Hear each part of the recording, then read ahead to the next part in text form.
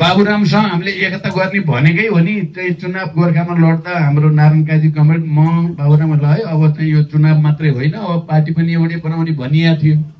तर उहाँले पछि कम्युनिस्टको नाम सुन्न चाहनुहुन्न। कम्युनिस्ट पार्टी नाम राख्ने हो भने म त एकता गर्दिनँ भन्छ। अब हामी के मर्ने बाबुरामको लागि? कम्युनिस्ट पार्टी नभन्ने, मार्क्सवाद नभन्ने रे। अनि त्यस्तोसँग के गरी एकता गर्ने?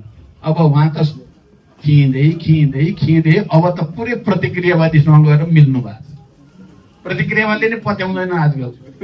हाँसोको पात्र भगवान बाबुराम के देशभरि कस्तो बुद्धि नभएको डाक्टर, सबभन्दा बुद्धि नभएको डाक्टर भनेर चिन्छन् मान्छेले।